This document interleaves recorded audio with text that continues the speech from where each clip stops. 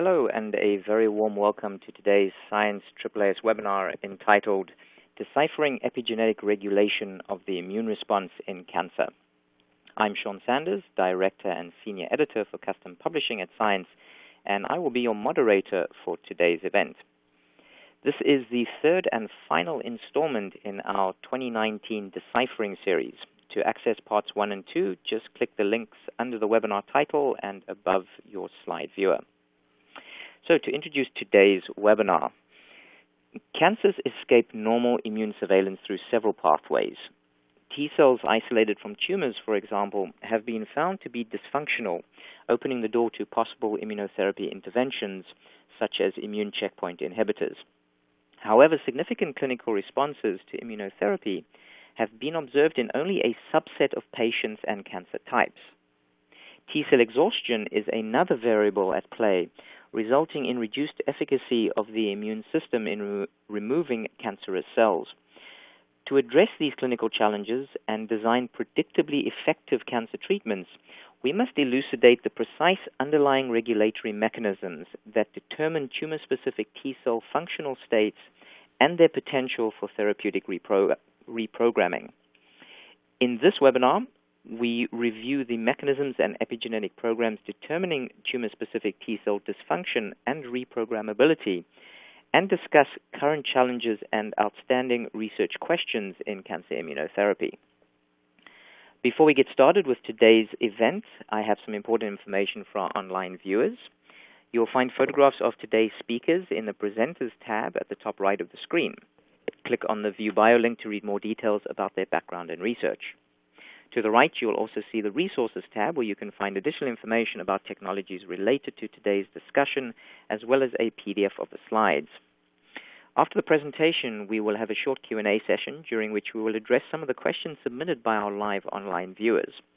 So if you're joining us live, start thinking about some questions now and submit them at any time by clicking the Ask a Question tab, also on the right, typing the question into the message box and clicking Submit. You can also log into your Facebook, Twitter, or LinkedIn accounts during the webinar to post updates or send tweets about the event. Just click the relevant icon at the bottom left under the slide viewer. For tweets, you can add the hashtag #ScienceWebinar. Finally, thank you to Cell Signaling Technology for sponsoring today's webinar. Now, I would like to introduce today's first speaker, Dr. Benjamin Youngblood. Dr. Youngblood is an associate member in the Department of Immunology at St. Jude's Children's Research Hospital in Memphis, Tennessee. He joined the faculty in 2014 and has established a research program studying epigenetic mechanisms that regulate the role of functional and non-functional CD8 T cells in viral infection, cancer, and autoimmunity. Thank you so much for being on the line with us today, Dr. Youngblood. Thank you, Sean. It's a pleasure to be here, and it's a pleasure to share the stage with Andrea Schietinger as well. Before I get started, though, I want to sort of orient everybody to the topic at hand. In doing so, I want to introduce you to how the immune system surveys for disease cells, either infected cells or tumor cells. And it starts with the site of antigen encounter, where specialized cells such as macrophages or other cells can encounter these disease cells and take up the antigen from that site. They then provide it to dendritic cells, these professional APC cells, which will traffic to the site of where they can prime T cell responses in the lymph node. And there they present the antigen, and this will elicit a differentiation program of the CD4 and CD8 T cells, which will start to expand numerically. They'll exit the lymphatics, enter the circulation of the host, and then find a way to traffic back to that site of antigen, where they can then begin to either target that antigen and expand or kill directly, or recruit other immune cells. This process really starts at the site of antigen exposure to the naive CD8 T cell. These CD8 T cells will see this cognate antigen, and then they'll elicit this differentiation program that allows them to expand numerically, as I said, and also start to express various effector molecules such as granzymes, interferons, and others. This process occurs in humans over the course of about a week to 2 weeks, and in murine model systems that you'll be hearing about later over the course of about a week. As these cells expand, they can then traffic to the site of antigen encounter. Under optimal conditions, they can have expanded upwards of 100,000-fold. This provides a very large number of cells, sort of an arsenal of the host, to traffic to those sites and then hopefully clear that source of antigen. Broadly, and speaking in very simplistic terms, two things can happen at this stage of the immune response. You can have antigen clearance, such as an acute infection or in the case of vaccination. And what happens here is roughly 90 to 95% of those effector cells will have to die. But you have a subset of cells that can become long-lived memory T cells. These cells now are endowed with the capacity to undergo self-renewal. They can persist for decades in humans. And this provides sort of a long-lived immunity, some sort of protection against antigen re-encounter. In the case that they do re-encounter their antigen, they can rapidly re-elicit those effector functions, and they can also expand numerically very quickly and traffic again to the site of antigen encounter. Now, however, if the source of the antigen is not cleared, what happens is the T cell has to turn off that very potent effector response. And this is what the field has been termed T cell exhaustion. It's a progressive repression of that effector response during the prolonged exposure of antigen. And this is something that Andrea and I have been studying in great detail, and you'll hear more about from her later. Now, this has emerged as one of the challenges, as Sean alluded to, one of the challenges in the field of immunotherapy. How do you sustain this effector response in the context of therapeutic intervention? There has been some really great work by Jim Allison and others who've shown that in the early stage of this immune response, there are these inhibitory receptors that can turn off or blunt that priming stage. And this is CTLA4 and others. And Jim has done some great work to show that if you block that inhibitory receptor signaling, you can sustain that effector response. And then another inhibitory receptor that emerges later in the immune response, or emerges to have an effect later in the immune response, is PD-1 and other inhibitory receptors. And Tasuku Honjo, Rafi Ahmed, Arlene Sharp, and many other people have shown that this can, in fact, block that effector program. And if you can relieve that immune checkpoint, that break, then you can sustain that effector response later in here. And this is, many of you have probably heard that these discoveries and the application of them have led to the Nobel Prize awarded to Jim Allison and Tasuku Honjo. I think illustrating the point that Sean talked about early on, how do you take these advances and apply them to a therapeutic setting, and then from there, how do you elaborate on those advances, is illustrated really nicely in this graph here presented by Jed Wolchok. This is a progression-free survival curve of individuals treated with the various immune checkpoint blockade inhibitors. And the first one here, shown in green, is ipilimumab. And you'll see that, in fact, these individuals had about a 10% survival, but this survival was durable, and that was one of the big breakthroughs for the field. Adding to that was the PD-1 blockade therapy, nivolumab. And again, we saw an increase in the survival and durability of this response. Combining these two checkpoint blockade therapies incrementally increased the survival rate, but didn't bring it up as much as the field had hoped. And so there's a large population of individuals that may remain non-responsive. And this is the focus of a lot of individuals' research efforts right now, including mine and Andrea's. Trying to figure out what limits that T cell response, we've all focused back on model systems that study T cell exhaustion. And what I'm showing you here is some of the really, I think, seminal findings in the field. John Ware's group showed epigenetic stability of exhausted CD8 T cells. Dietmar Zane showed before this that there was a phenotypic imprinting of this exhausted fate when you actually remove the T cells from their source of antigen. With Rafi Ahmed, he and I both showed that chronic antigen exposure enforces some of these epigenetic programs.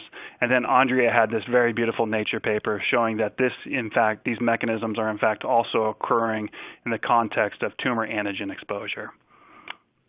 So this is where the field stood up until a couple years ago. We knew that naive CD8 T cells undergo this massive effector response, both in the context of potentially a chronic infection or acute infection. And then when memory generation occurs, you have stability of those memory programs.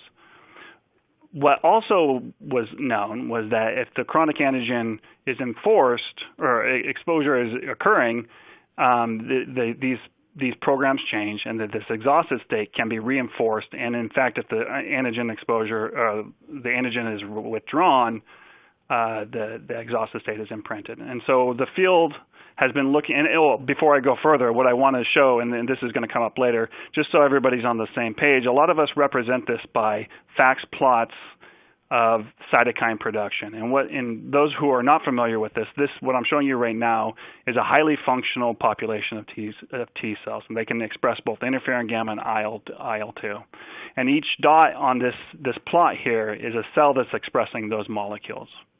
And so what I'm showing you is that about 8% of the cells here can express interferon gamma, and about 2% of those cells can actually co-express interferon gamma and IL-2. And that's a readout for a highly functional T cell. Now, when we talk about T cell exhaustion, one of the readouts is the suppression of that response. And so the same T cells here have been chronically exposed to their antigen, yet they cannot make gamma, and they really cannot make IL-2. So the field has been really grappling with these two simple questions. How do you block acquisition of T cell exhaustion programming? Or if you're now in the stage where you're treating a patient and the T cells have seen their cognate antigen for long periods of time, how do you erase these exhaustion programs? How do you walk the T cells backwards down this developmental path to this effector stage of the response? All of this comes down to trying to understand a very fundamental question. How are long-lived gene expression programs maintained in exhausted CD8 T cells? And not just exhausted CD8 T cells, in memory CD8 T cells as well. As I said, memory CD8 T cells have to persist in order to provide this long-lived protection, and they do this through a process of self-renewal. And so conceptually how we've been thinking about this is that if you're a CD8 T cell and you have to undergo this cell division, you've acquired this repressive epigenetic program, particularly in the context of a CG palindrome, this epigenetic motif or substrate in the DNA. And I'm representing this as little lollipops on the DNA strand here. So as the cell divides, if you're a memory T cell or if you're a T cell experiencing chronic antigen, the cell will divide and the DNA has to be synthesized. The daughter strand has to be replicated based on the parental strand of DNA. And what you have now is you're left with an epigenetic template in the parental strand of DNA, and that's the black lollipop in the elongated circle in the middle of the screen. And so there's an enzyme that will follow around that replication foci and apply the methylation to the newly synthesized daughter strand, the green strand. And that's sort of, in essence, heritable epigenetic regulation of a gene expression program. And in this context, DNA methylation is a repressive program. And so we've been applying those concepts to the idea that T cell exhaustion could be imprinted and stabilized, and this could be something that represses the responsiveness to immune checkpoint blockade. And so we conceptualize this, and then we put it into an opinion piece, and we described this previously in the context of the reducing developmental plasticity of a T cell as it is undergoing this chronic antigen exposure. And so what we illustrate here is that you have this intermediate stage where this immune checkpoint blockade responsive T cells have had some chronic antigen exposure, but they can undergo sort of a proliferative burst. They have a phenotype that we know to track. But then as the chronic antigen, the duration of antigen continues, they become fully exhausted, and their phenotype changes. And so we speculated that this responsive and non-responsive state was tied to different epigenetic programs, one that restricts particularly the proliferative burst of the cells, shown on the right here. So to test this, my lab has moved forward with generating model systems where we could block any new epigenetic programs that are acquired in T cells that would undergo chronic antigen exposure. And in doing this, what we did was, and to do this, how we did this was we generated a conditional knockout animal where we specifically knocked out the de novo methyltransferase, DNMT3A, in CD8 T cells when they became activated. And in this model, they're being activated by a chronic virus called LCMV. And this is the model system that is sort of the paradigm for establishing the concept of T cell exhaustion. And a little bit of data that I'm going to show you here, which is published, we chronically infected the animals. We measured the T cell phenotype over time and tracked their function, and then also tracked the viral load. Just to show you, the virus these mice were chronically infected. It's a systemic virus. The viral loads went very high and were sustained for the duration of this experiment. And one of the things we noticed right away was, well, the antigen-specific T cells, known as GP33 specific, and these are T cells specific to a dominant epitope of this virus, they expanded quite well, and then they underwent a contraction after about day 20. You can see that time point there on the screen. The wild-type cells continued to decline in number, and this is a severe form of chronic infection and T-cell exhaustion, whereas the knockout cells actually plateaued. And what they started to form here looked like a functional memory population rather than this exhausted population, at least by numbers. We proceeded to explore this deviation in the normal phenotype of the cells by checking the expression of various proteins and then functionally. First thing we checked was the level of PD-1 expression on these antigen-specific T cells. And again, I'm showing you a FACS plot analysis. On the y-axis is looking at the virus-specific CD8 T cells, and on the x-axis is PD-1, one of those checkpoints that I mentioned to you earlier. All the virus-specific CD8 T cells in that box are expressing PD-1, and there's a lot of other virus-specific CD8 T cells that are also expressing PD-1. This is sort of, at this stage of the immune response, 2 months into the infection, this is sort of a readout for the cells that are actively seeing antigen. The knockout cells also expressed very high levels of PD-1. So based on the principles that we knew at the time, these cells should have been repressed. This was a checkpoint blockade that was being expressed by these cells. And so we asked, did these cells actually express these effector molecules? And we asked this by showing them their cognate antigen. And when we stimulated the wild-type cells, they were indeed repressed. They could not make gamma, and they certainly could not co-produce IL-2. But the conditional knockout cells acted like they had no repression of that effector response. And remember, this is a readout, this is a functional readout for T-cell exhaustion. So what this data tells us is that epigenetic programs are in fact causal for establishing this dysfunctional state. So we went on to explore this further. We mapped all the epigenetic programs that were associated with this, and again, as I said, you can go back and read the paper. We published this. But one of our big questions at the time was, does epigenetic programming actually restrict the responsiveness to checkpoint blockade? Is it not only regulating T-cell exhaustion, but does it restrict the T-cell's ability to expand when checkpoint blockade is being applied?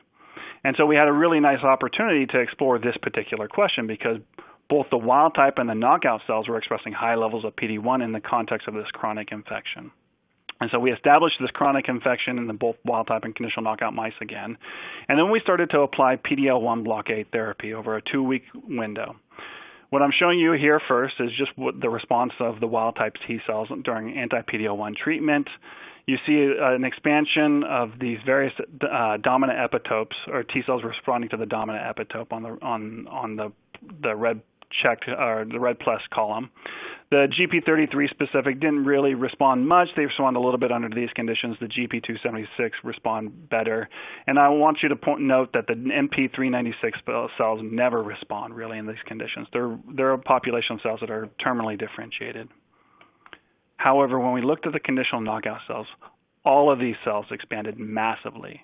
And when we went deeper into profiling the clonal repertoire of these cells, we showed that everybody actually expands. There's no restriction in the TCR repertoire of these cells, meaning that everybody that has all the cells that never acquired these epigenetic programs have the capacity to respond to checkpoint blockade. I think my lab and the field as a whole really felt like this demonstrated that DNA methylation and epigenetic programs generally are causal in restricting the T-cell response to checkpoint blockade.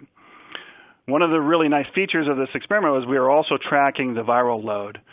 And what we found was really quite surprising. In this model system, we had a really striking reduction in the viral load after these mice underwent checkpoint blockade. Note the deviation between the red line and the green line. And this was not just seen in the blood, but this was also observed in the spleen and the liver, so tissues.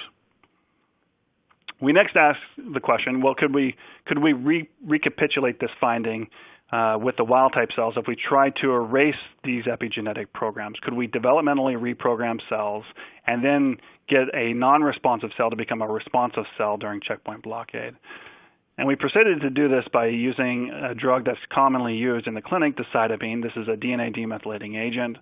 what we did was we treated our exhausted CD8 T cells with DAC, decitabine, or the mice with decitabine for about 2 weeks. And then we followed that sequentially with anti-PD-L1 treatment. And really quite satisfyingly, if you track the blue line, the wild type treated cells expanded quite significantly, almost phenocopying the DNMT3A genetic knockout. So collectively, what this data told us was that epigenetic programs, specifically DNA methylation, mediates the heritable acquisition of gene expression programs early on. There's additional epigenetic reprogramming, and then the experiments I haven't shown you is if you take these cells out of their antigenic environment, these epigenetic programs persist and is coupled to the stability of that exhaustion fate. So one of the questions, though, as we were developing this, and these models were really convincing to us, do they apply to human T cells? Do human memory T cells acquire long-lived epigenetic programs? We don't want to just understand how this works in mirroring systems. We want to understand how this works in the context of human memory T cell differentiation and exhaustion. So we started to profile epigenetic programs in human CD8 T cells. And one of the things that we found was that human memory CD8 T cell subset specification was tightly coupled to distinct epigenetic programs. But one of the really exciting things that we found was that these memory T cell subsets in humans all have what appear to be open or demethylated effector loci. I want to call your attention specifically to the subset of cells called TSCM. These are a stem cell-like memory population. They're a long-lived population of cells that are highly responsive to homeostatic cytokines, meaning that they can persist in the absence of antigen for long periods of time. And after seeing that these cells were sort of poised for an effector response, which at the time we feel like was a little bit controversial in the field, we asked the question, well, are they in fact poised, and do they maintain that poised state when you force them to undergo antigen-independent proliferation? And the way this experiment was set up, all these subsets were purified independently from an individual, and then we labeled them with a dye that could track cell division. This is called CFSE. And then we cultured them with the homeostatic cytokines, making them undergo this sort of in vitro self-renewal. And after a week of that, then we stimulated them briefly with a TCR stimulus, and we asked, do they make interferon gamma? And not only do they make gamma, do the cells that divided, the ones that have diluted out the CFSE, do they make gamma? And in fact, all of the memory CD8 T cells, specifically the TSCM, made interferon gamma, meaning that they could retain that poised state. And note that even some of the naive CD8 T cells were able to divide, yet they were unable to make interferon gamma. This really, I think, highlighted that these memory T cells can undergo division and maintain this poised effector response. We then followed up that experiment showing that a repressive epigenetic program is maintained in the naive CD8 T cells, so we analyzed the divided and undivided populations in that previous experiment. And then we also analyzed the undivided and divided populations in the memory subsets, showing that they maintain that open or that demethylated state. And here I'm just showing methylation as filled or open circles at the interferon gamma locus or the promoter. We took this experiment one step further. One of the things that we have access to at St. Jude are individuals that are undergoing a donor lymphocyte infusion after they've undergone a lymphodepleting therapeutic regimen. And so you have kids that are undergoing this depletion. They take donor cells, memory CD8 T cells, from mom or dad or another healthy donor, haploidentical donor, and they're providing them here to sort of give sort of some level of protection while their immune system can reconstitute. And this provides some protection, hopefully protection, over a couple months. It also gives us an opportunity to look at memory T cells in an adoptive transfer setting that have undergone rest in individuals. And so what we were able to do is we were able to identify and pull out cells prior to transfer input and then post-transfer in individuals that were deemed 100% chimeras, meaning that only the T cells in that individual came from the donor, and had no signs of infection. So they were essentially resting in this lymphodepleted environment. And again, just like our in vitro experiments, the adoptive transfer experiments showed that these loci indeed are preserved in a poised state over in vivo homeostatic proliferation. We took that experiment one step further with Rafi Ahmed. We showed that in fact, when you can track an antigen-specific population during primary infection, that the poised locus in memory CD8 T cells, the perforin locus is poised for expression on these long-lived memory CD8 T cells. And individuals that are people that are interested in looking at this work can go to this paper that I'm showing you right here. And this is just looking at yellow fever vaccinated individuals up to 10 years post-vaccination. The antigen-specific cells remain poised to mount these effector programs. So now what we're doing here, as we're following up on these published studies, is we're trying to generate sort of an epigenetic atlas of human CD8 T cell differentiation to be used in the context of immunotherapies. And so I'm showing you some unpublished data now, where what we've done is we've profiled various human T cell differentiation states. I showed you that we have naive and memory CD8 T cells, and these came from healthy donors. We've now generated an exhaustion profile for humans using HIV-specific CD8 T cells from individuals cohorts obtained from Case Western or UCSF in collaboration with Rafiq Sakali and Steve Deeks. And we've also obtained autoreactive CD8 T cells from type 1 diabetics, which is a really interesting population of cells because these have had potentially chronic antigen exposure, but they retain that sort of effector potential. And this is in collaboration with the Benaroya Institute, specifically Jerry Nepalm and Eddie James. And so we've obtained all of these cells at these various different stages of differentiation, and we performed whole genome epigenetic profiling to get a sort of a feel for what the epigenetic changes are that are associated with T cell differentiation.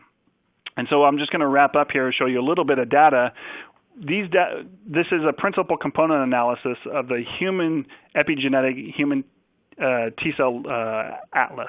And so it's taking all of the DNA methylation programs across the genome and asking how does it relate to each other in the various stages of differentiation. The first thing I want to show you is that if naive CD8 T cells are pulled from chronically infected individuals or type 1 diabetics, they tend to cluster based on their epigenetic state. The HIV-specific T cells, or the more terminally differentiated polyclonal cells, tend to cluster based on their epigenetic state. And what was really satisfying in this data was that as you look at these autoreactive T cells, these type 1 diabetic tetramer-positive T cells, we know that they can persist and they maintain this effector state. And they clustered with this long-lived memory CD8 T cell population that I introduced Jude to earlier in the talk. And so the epigenetic programs are coupled to these differentiation states of the cell. So now what we've done is this is a very nice documentation that in humans these epigenetic programs are tied to the various stages of T cell differentiation. But our computational biology team has taken this and used a machine learning approach to try to define CpG sites that can be predictive of a T cell differentiation state. And we're going to hopefully be moving forward and using this in interrogating current T cell immunotherapy approaches. And so what they did, and I'm just going to end here very, very soon, what they did was they generated this beautiful heat map showing the stages of differentiation from this machine learning approach, where they could say that these specific CpG sites and the methylation status can predict human T cell differentiation. And when they brought this to me, I said, I love it. This is wonderful. We can write a nice story about this, and we can design some ways to use this in our ongoing clinical trials here at St. Jude. But it's a little complicated. And they said, yeah, we knew it was a little complicated, so we decided to make it a little bit easier for you, Ben. And so this is what they brought. They brought a score that even I can understand. So they took all this data, and this hopefully will be published very soon, where there's an index that you can generate from your methylation status, where 1 is good, it's a developmentally plastic T cell, and 0 is bad, it's more of a terminally differentiated T cell. And this we validated this now in multiple systems, and hopefully will be becoming available shortly. So I'm going to wrap up here just to remind you what I've shown and then sort of give a segue to what Andrea is going to present next.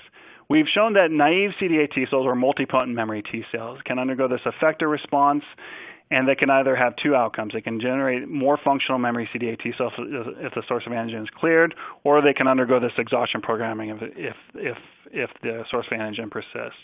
We've also demonstrated that if you block epigenetic programming at this earlier stage of the immune response, it can redirect the fate of the cell towards this long-lived memory population. And so as we're moving forward, we're thinking about this in terms of how do you apply this to current immunotherapies. So what we're doing here at St. Jude is we're developing CAR T cells that are exhaustion resistant. And these cells and we're doing this in the context of DNMT3A knockout and other forms of blocking that epigenetic program. And what I can tell you without showing you the data is that it works very, very well. We're also testing strategies to use DNA demethylating agents to reverse this exhaustion state. Okay, so the summary right now, hopefully what you've taken away from this is chronic antigen exposure truly reinforces acquired DNA methylation programs. They're acquired progressively, and they maintain this exhaustion state. We've published some work showing that the DNA methylations in mouse systems limits the efficacy of immune checkpoint blockade. Our unpublished data shows that, in fact, in human systems limits the efficacy of CAR T-cell therapy, and hopefully that will be coming out soon. We've also published that human memory CD8 T cells preserve their effector potential through epigenetic poisoning of their loci. And what you'll see next is that there's a lot more to be discovered. Andrea has really been paving the way here. And I think addressing a lot of the unresolved issues that she's about to tell you will advance broadly our common goal of generating novel and better cancer immunotherapies. The work that I showed you here is done by a really productive team in my lab, and as well as others across the campus and across the world. The individuals that have done the epigenetic profiling of these studies was Hazem Ghonem in the bottom right, Hassam Abdelsamad not shown in the picture, and Jeremy Crawford, bottom left, sitting next to myself, who did a lot of the computational work, along with Yiping sitting to my left. We have other stories ongoing in collaboration with the MASS team looking at pediatric solid tumors, and a lot of this work really could not have been done without the support from computational biology. I think we'll go ahead and transition next to Andrea's talk. Thank you all. Wonderful. Thank you so much, Dr. Youngblood. Fantastic presentation, and we are going to move right along to our next speaker, and that is Dr. Andrea Schietinger. Dr. Schietinger is an assistant member in the immunology program at Memorial Sloan Kettering Cancer Center. Since joining Memorial Sloan Kettering in 2015, her laboratory has studied the regulatory, molecular, and epigenetic mechanisms underlying T-cell differentiation and dysfunction in the context of tumors. Dr. Schietinger, thank you so much for being with us. Hi, Sean. Hi, Ben, and everybody who is joining us for this webinar. Thanks for having me.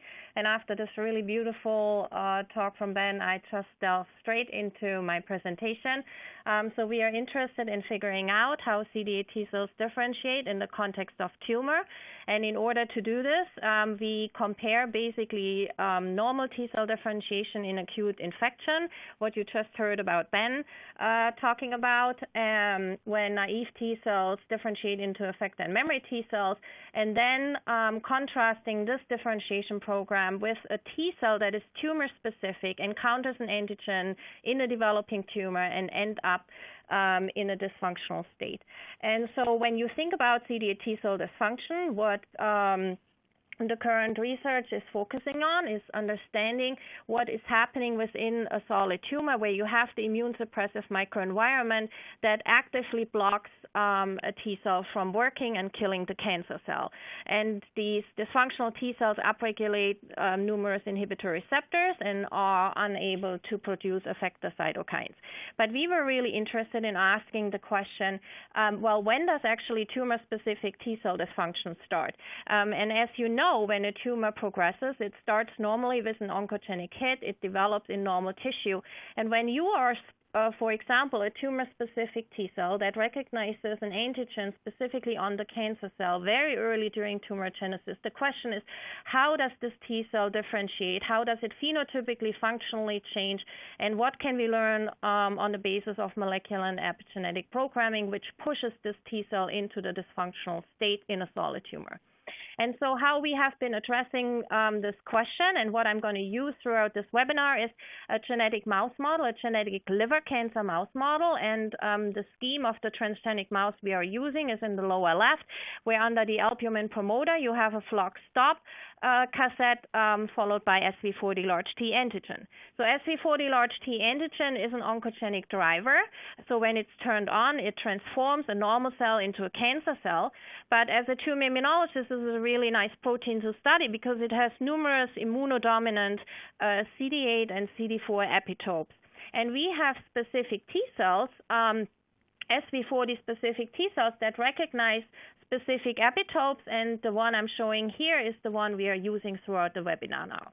So now we take these naive SV40 specific T cells and we test them. How do they differentiate in the so-called AST liver cancer model? And we contrast it to an acute infection where we take the same naive SV40 specific T cell and we make them differentiate into functional effector and memory T cell in an acute infection. In this case, throughout the webinar, it's going to be Listeria, where the SV40 epitope is expressed in the Listeria strain. So we transfer now these naive SV40 specific T cells into these AST mice and we induce the tumor. And so we take these T cells then out and ask, how do you look, how do you function, how are you molecular programmed, because these transfer T cells have a little molecule where you easily can re-isolate them. And we did this at different time points. An early time point within the first 10 days, and then at a later time point within after a month. And what we found was that these naive tumor-reactive T cells go to these early lesions in the liver. They become activated, they proliferate, and they already within the first 10 days upregulate these inhibitory receptors PD-1 and LAG-3. When you take these T cells out and you ask the question, can you make interferon gamma and TNF, the answer is not very much. So these T cells are really looking dysfunctional and have lost or have never had the ability to make interferon gamma and TNF. So when we come back a month later, we have exactly the same pictures. These T cells look very dysfunctional. They upregulate inhibitory receptors, not just PD-1 and LAG-3, additional inhibitory receptors. And under no circumstances have we ever found the T cells to produce interferon gamma and TNF. And that is, in the end, the reason why the tumor progresses, like in humans, what we know, in the presence of tumor-reactive T cells. So how we got started thinking about epigenetics was a series of studies where we asked the question, how can you reprogram, and how can you reprogram T cells and make them functional again? And through these number of series of studies, what we found was that the early dysfunctional T cells you can reprogram and you can really generate effector and eventually memory T cells. But these later dysfunctional T cells, which look phenotypically and functionally the same, were never able to be reprogrammed. So we hypothesized back then, when you talk about tumor-specific T cell dysfunction, you need to differentiate between a T cell dysfunction state that is plastic, that is reprogrammable, and one that is fixed, which is resistant to therapeutic reprogramming. And so if you don't have changes in the DNA sequence, so what determines these differences in responsiveness to therapy must be epigenetically imprinted. And that's how we got started really delving into the epigenetic molecular programs defining function and dysfunction in T cells. And so what I'm showing here is a PCA plot looking at the epigenetic landscape identified by so-called ATAC-seq, which is a relatively newer technology where you can look at chromatin accessibility in a cell whole genome wide.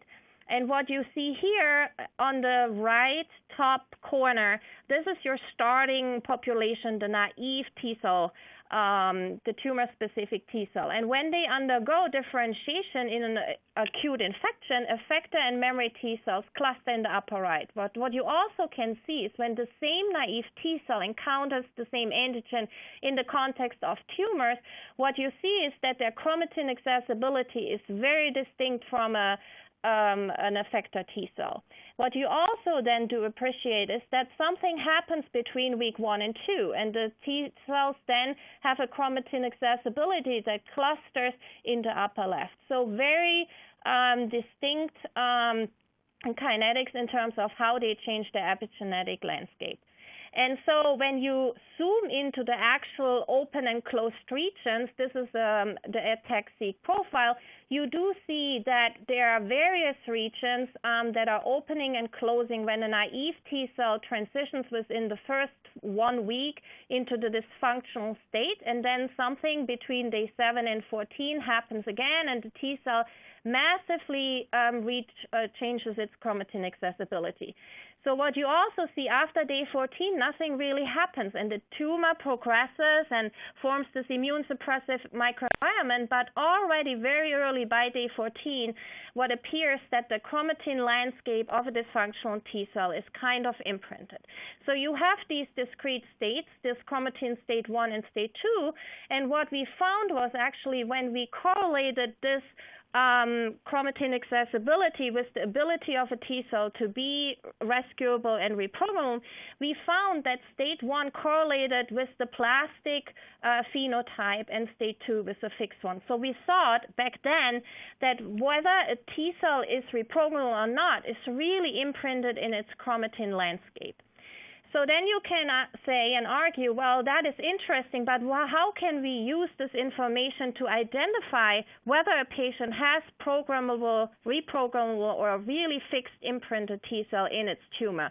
And so when you look at the expression of PD-1 and LAG-3 here, you can see that whether this T cell is in a state 1 or in a plastic chromatin state or in a fixed state, the expression doesn't change. So PD-1 and LAG-3, we think in this model, was not really a surface marker that we can use to identify whether you are a dysfunctional T cell that is reprogrammable or a dysfunctional T cell that is fixed.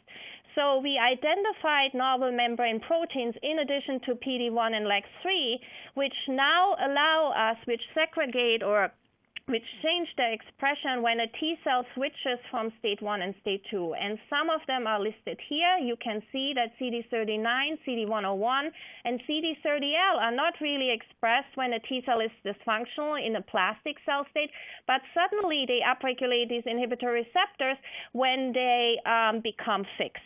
And so we used these markers and used a heterogeneous PD-1 TIL population segregated based on these novel biomarkers, and now we find that indeed these biomarkers of PD-1 high TILs segregate dysfunctional reprogrammable from non-reprogrammable T cells. So then we basically at this point we said, okay, a tumor-specific naive T cell, when it undergoes differentiation in the tumor, undergoes also massive chromatin remodeling, and we have to distinguish plastic and fixed epigenetic landscape that then determine the reprogrammability of that T cell. But the ultimate question, what we wanted to figure out was, well, what is actually driving this massive chromatin remodeling?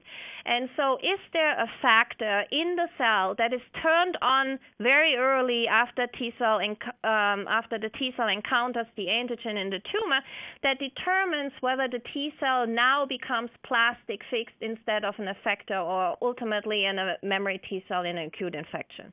And so we went to our data sets, and what we ultimately were able to identify was a nuclear effector, so-called TOX. The long name is on the listed on the top, where we found that TOX is only expressed in a dysfunctional T cell in the tumor, but not really expressed in naive or an effector or a memory T cell here in the middle. You are looking here at the RNA expression levels. By flow cytometry and looking at the actual protein itself in the cell, we found a similar phenotype, expression profile, that a naive and an effector T cell do not express this nuclear effector TOX, but it becomes upregulated by day 7 and even higher at later time points, and then it ultimately plateaus. So what we were able to find was that this nuclear effector expression TOX correlates very nicely with these inhibitory receptors that also Ben talked about, that is associated with an exhausted T cell state. So all TOX high T cells were high for all these inhibitory receptors that we tested.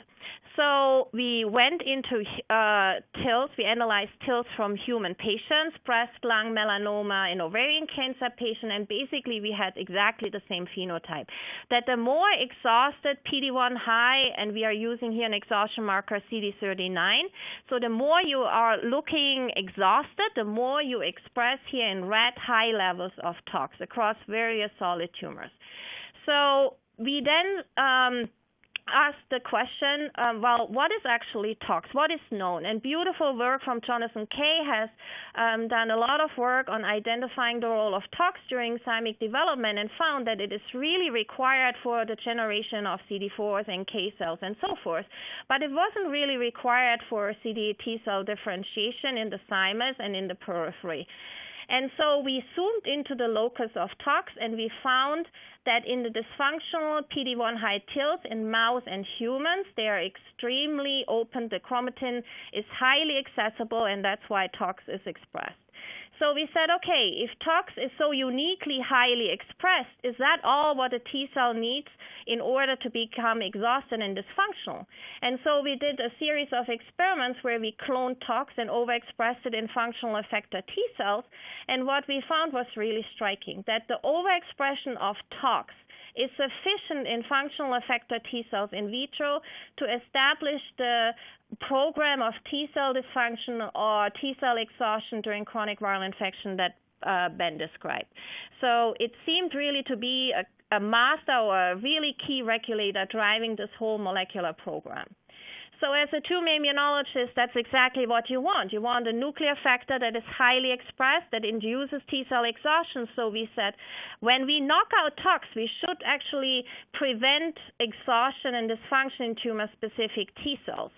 And so we obtained, in collaboration with Jonathan Kay, flox TOX knockout mice, and we compared them, how do they differentiate in tumors. So we took in rat here the TOX knockouts and compared them to the wild type. And so what we found was that they go to these lesions, to the malignant lesions, they become activated the same way and they proliferate almost the same way. However, when you look now at the phenotype, that's what we really thought was surprising and striking, that the TOX-deficient T cells were not upregulating any of the inhibitory receptors in contrast to the wild type. And they basically looked phenotypically absolutely normal. But what was really surprising was, despite their normal, non-dysfunctional and non-exhausted phenotype, they weren't really able to have increased effector function. And so what it tells us is that how a T cell looks and what the phenotype is not really defining how a T cell is in terms of its functional capacity. And so they made no interferon gamma, no TNF, and they, by chromium release, were not increased in killing cancer cells ex vivo. So we came back 2 weeks later after transfer, and what was surprising is that we couldn't see the TOX-deficient T cells. And so we eventually found that if you have not TOX expressed as a T cell in tumors, you die of activation-induced cell death. And we found an enrichment of apoptotic pathways. And so to make this whole phenotype into what we think is happening to a tumor-specific T cell in tumors is now summarized in my last slide here. What we think is happening when you talk about epigenetic programming and differentiation of T cells in tumors is the following. When you are a tumor-specific T cell, what Ben also talked about, you get chronically stimulated with antigen in the tumor. And through this chronic TCR stimulation, NFAT goes to the nucleus, data which I haven't shown but it's published, goes to the nucleus and expresses TOX. And TOX is upregulating or driving the expression of all these inhibitory receptors. And what we initially thought is that inhibitory receptors are bad, and yes, we target them in patients, but there are also activation markers that come up after any kind of T cell received TCR stimulation, because it was shown that these inhibitory receptors is a negative, physiological negative feedback mechanism to protect a T cell from getting overstimulated and to prevent activation-induced cell death. And that TOX-induced upregulation of inhibitory receptors is what we believe allowing T cells to persist in tumors.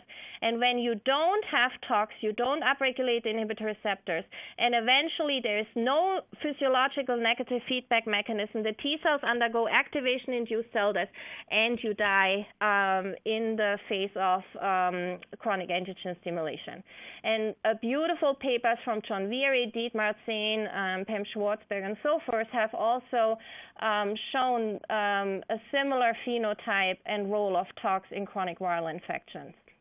And with that, I'm going to conclude. I want to thank the team, my lab, the amazing collaborations with the computational biology people, Doron Bettel at Cornell Weill, clinical collaborators, people who have helped us with resources and funding. And yeah, I'm handing back to Jean. Wonderful. Thank you so much, Andrea, and to Dr. Youngblood as well for the excellent presentations. So it's now time to take some questions submitted by our online audience. Just a reminder, if you're watching us live, you can still submit your questions by clicking the Ask a Question tab to the right, typing the question into the message box, and clicking Submit. So the first question, I'm going to come to you, Dr. Youngblood. One of our viewers asks if you have ever checked the function of histone deacetylases in the T-cell exhaustion process. So we have not. Others are looking into that, and I think there are various histone modifications that are involved in this process. Sukek had a beautiful story on memory generation. Others are using histone deacetylase inhibitors and getting reprogramming effects. So these are certainly going to be involved, but in our specific experiments, we have not looked at them. Fantastic. Okay. So, Dr. Schietinger, I think this question is probably a good one for you. This viewer says, I've read that mechanisms regulating DNA methylation and repressive histone modifications are both playing roles in the regulation of T-cell differentiation and exhaustion. Are these two mechanisms epigenetic regulation playing distinct or cooperative roles in driving T-cell exhaustion? And does this change how we think about targeting epigenetic mechanisms to rejuvenate exhausted T-cells? I think this is a question for both Ben and me. So I'm going to start and then hand over to Ben because he's clearly the expert on that. So yes, what people now are trying to really understand, when you look at the chromatin landscape, obviously the opening and closing of important loci is really driven by different mechanisms, DNA methylation and histone modifications, and there are pharmacological drugs that target one versus the other, and generally the DNA methylation is repressing the accessibility or the expression of genes versus there are histone modifications that are activating and opening the regions. And so that is actually, I think, the next step for us to really figure out how molecularly these events are occurring. Is it how the interplay is between DNA methylation and histone modification, and what specifically do we have to target? Are there, for example, key nodes that have an effect affecting both DNA methylation and histone modification on the expression then of genes? Ben? Yeah, just to follow up on what Andrea said there, we've been building upon our DNMT3A or de novo methylation story by profiling the accessibility, chromatin accessibility of these CD8 T cells. And what we found is actually the accessible profiles that have been associated with T cell exhaustion are largely modified in the context of our DNMT3A knockout, so that you don't acquire those chromatin accessibility profiles when you don't have DNA methylation. So that indicates to us that DNA methylation is in fact causal for a lot of these exhaustion-associated OCRs, or open chromatin regions, or the changes that occur there. Again, we haven't done the histone modifications, but they're certainly going to be working in concert with DNA methylation. We know that when you start to pull down some of these complexes, you get histone modifiers with DNA methyltransferases. There's a lot of literature on this, not just in CD8 T cells. But I think a lot of people are excited about using histone modifying drugs because there's a lot more opportunity there. There's a lot more drugs or therapeutic intervention modalities there available for histone modifiers than there are for DNA methyltransferases. Although, that being said, I've talked to several individuals that are deep into the pharma on this, and there's some new things in some recently published methyltransferase inhibitors that are emerging that might be useful. The problem with methyltransferase inhibitors is that they've been historically kind of toxic, and so I think people have shied away from them, although, as I showed you, decitabine and others are used in the clinic. These are currently, if you go to NIHtrials.gov, there's a lot of combination therapies that are being tried with epigenetic drugs and checkpoint blockade, and you'll see that methyltransferases, there's several solid tumor trials that are being that are ongoing, and I think we're just kind of waiting to see how those will play out. Yeah, and I just think one follow-up comment is, I mean, with these epigenetic drugs, one of the problem is that you're not just targeting the T cells, right? The T cells which you want to make effector killer T cells. And what is a little bit a problem is when you give a drug that is systemically applied, it can affect the myeloid-derived suppressor cells, the cancer cell, the microenvironment. So really, you don't control what else you are changing, and that makes maybe in the end the interpretation more difficult to really pinpoint, did you change something within the CD8 T cell, or is it another effect that then somehow affects the T cells in the tumor? Yeah, that's right. I mean, and Andrea's absolutely right. Model systems will be required to interrogate this. Those interpretations really cannot come from clinical trials.